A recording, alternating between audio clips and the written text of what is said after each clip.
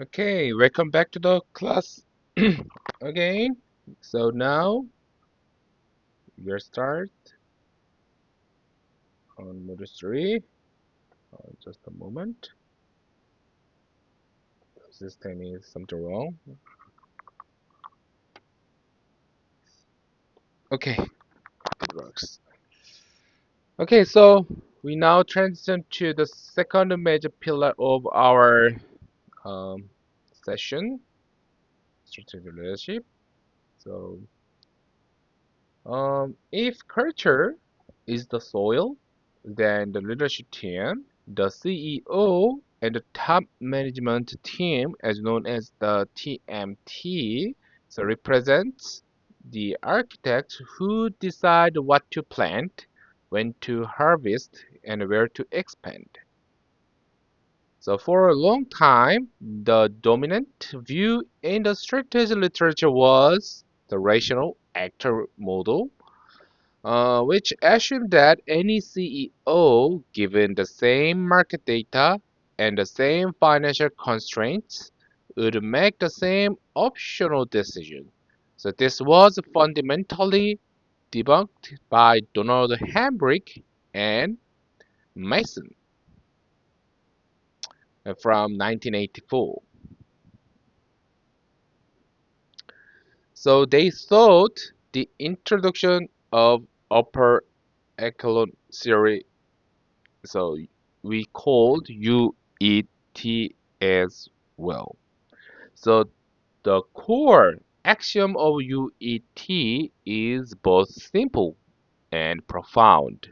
So organizations are a reflection of their top managers.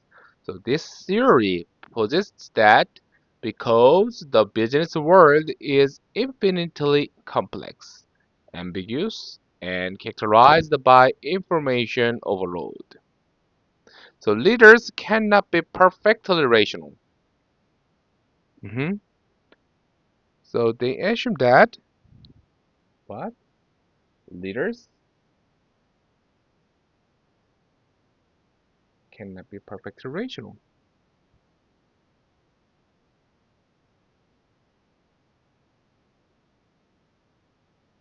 Oops, I'm gonna erase it. Erase it here. Cannot be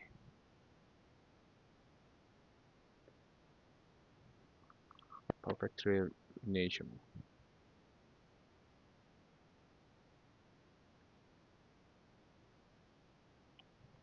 So instead, so they operate under what Simon called bounded rationality.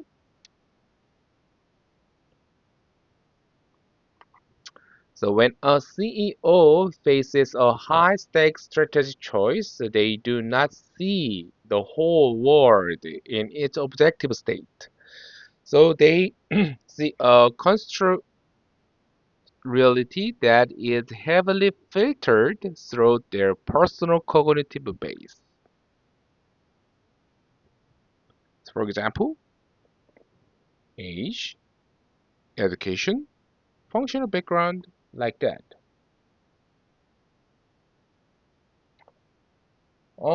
Actually, this cognitive base is constructed from what Hamburg and Mason call observable characteristic.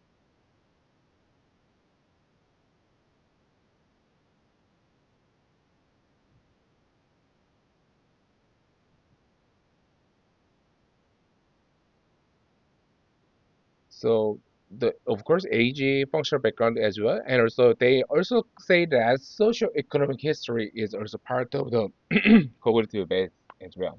So for instance, a CEO who spent 20 years in finance,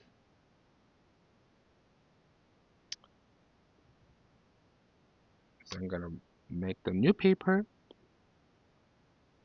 Okay, good. So for instance, the COA, maybe it is better. COA, so A spent 20 years in finance era, So, so he instinctively perceive the market streets as a finance problem. So they will look at the balance sheet, BS, and focus on capital allocation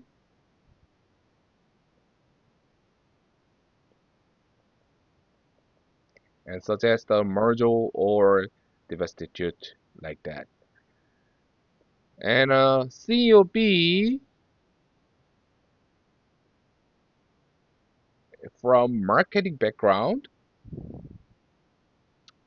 so we assume that they work same year.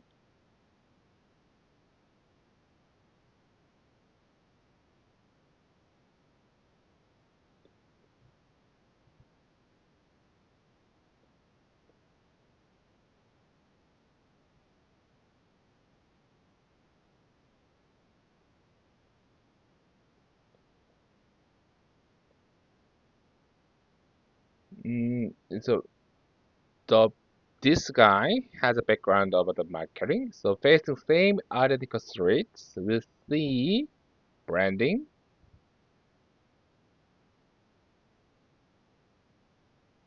or customer relationship problem.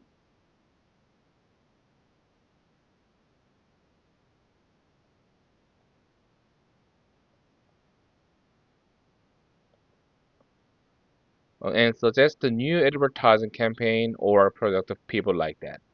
Neither leader is necessarily wrong, right? Wrong. But both are fundamentally limited by their functional filters like that. All right.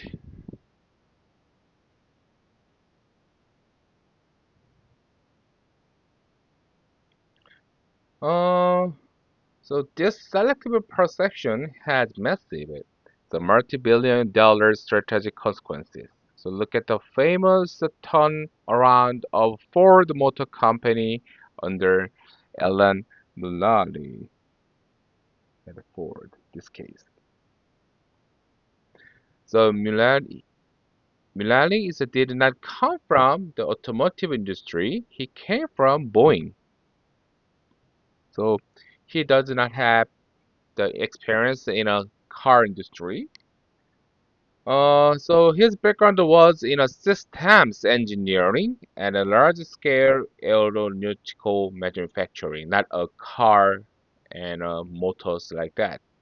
So this allowed him to see Ford not just as a collection of iconic car brands, but as a broken, fragmented, and inefficient engineering system. So his one Ford strategy this one offered a strategy, so which involved the selling of Jaguar, Land Rover, and Aston Martin to focus on an unified global platform. So was a direct reflection of his engineering-based cognitive base. The traditional Detroit car guy might have been too emotionally and culturally close to the legacy brand to see the need for such a radical, systematic overhaul. So Mulari's outsider's cognitive filter was the key to Ford's survival during the 2008 finance crisis as well. All right. So furthermore, we must examine the psychological micro foundation of leadership, especially the role of CEO narcissism.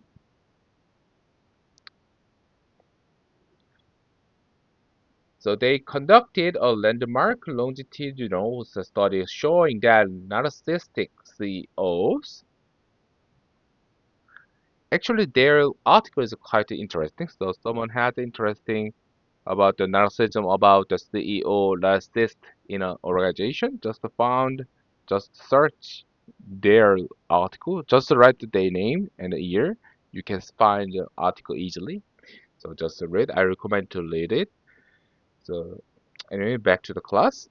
So those who have an inflated sense of self-importance and insatiable the need for constant admiration pursue the fundamentally different types of strategies than their less narcissistic peers. So they found that narcissistic CEOs are drawn to bold and high profit moves. They are significantly more likely to engage in large scale risk acquisitions and radical strategic shifts that generate media headlines. While this can lead to high performance in certain aggressive market conditions, so as seen with a figure like Elon Musk's Larry Ellison, it also leads to extreme performance volatility. So the company's strategy becomes a direct reflection of the leader's ego rather than a sober assessment of market reality. So consider Adam Newman and WeWork. So his narcissism created a strategy of hypergrowth strategy. So his narcissism create a strategy of hypergrowth as well.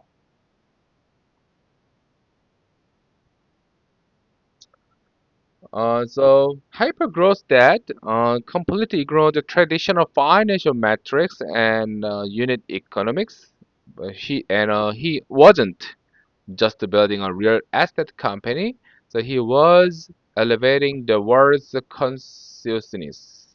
So this psychological trait was not just a personal quirk. So it was the primary drivers of the $97 billion strategic valuation that eventually collapsed into bankruptcy. So in this case, the OB of the CEO was the strategy of the firm. All right, so next we must look at the top management team (TMT).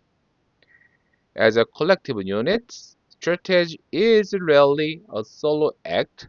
It is the product of the interaction within the boardroom.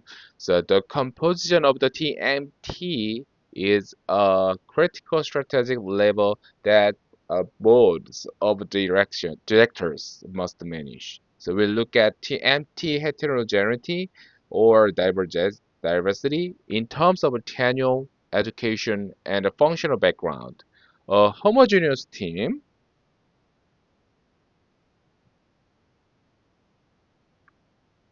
so where everyone is of a similar age and went to the same university and has worked in the same industry for 30 years, is very efficiency. So they have high social cohesion and can make a decision with incredible speed because they share the same mental model.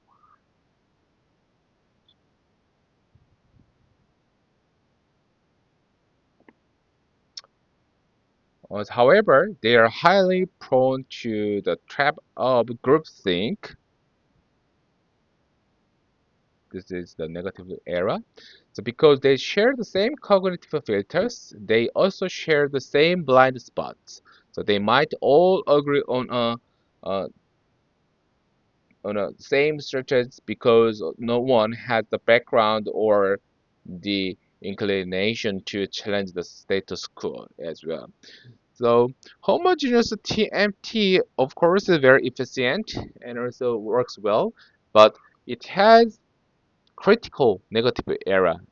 This is what groupthink. So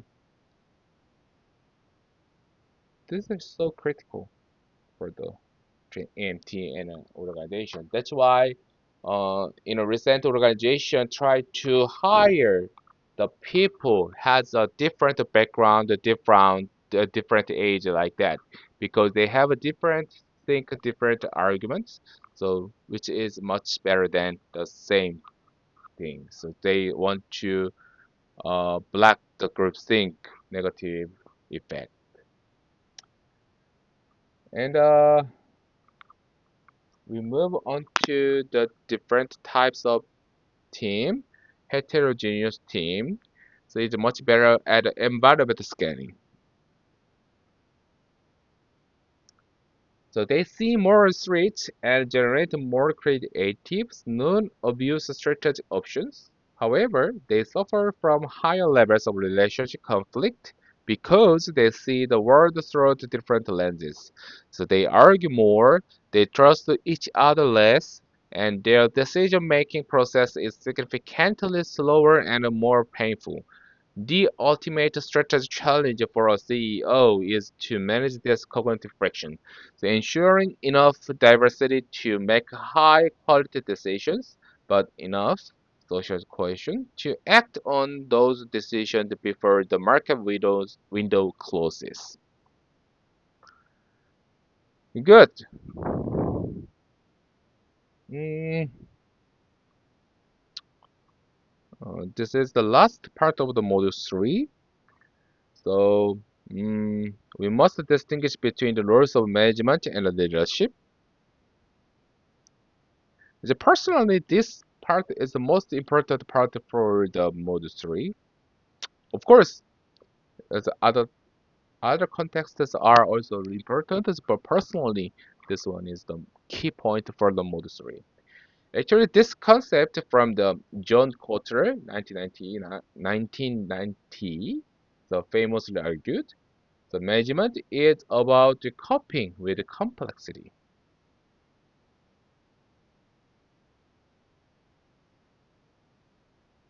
So it involves planning, budget, and organizing to produce predictable. So the main keyword is that produce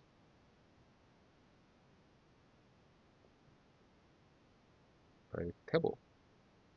Oh, oh, predict.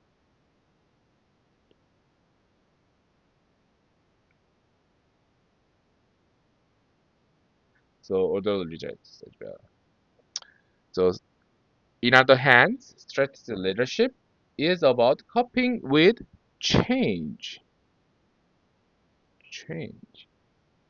So it involves setting a new direction, aligning thousands of people through a compelling vision, and most importantly, motivating and inspiring them to overcome the deep psychological and structural barriers to change, right? So, in a world characterized by VUCA, everyone remember that? VUCA, volatility, uncertainty, complexity, ambiguity. A farm that is overmanaged but underled will efficiently execute a strategy that is no longer relevant. The strategy leadership is the OB, organized behavior capability that allows the strategy to stay alive, adaptive, and resonant with the workforce as well.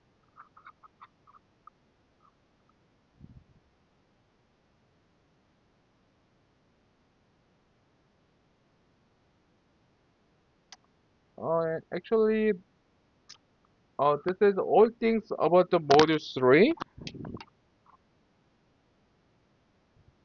So next module is the focus on the micro foundation, micro level. Um, of course, all things are important. Before we going to study about the modules 4 micro things, we take the break first, then we study more about the micro era as well. Okay, let's take a break.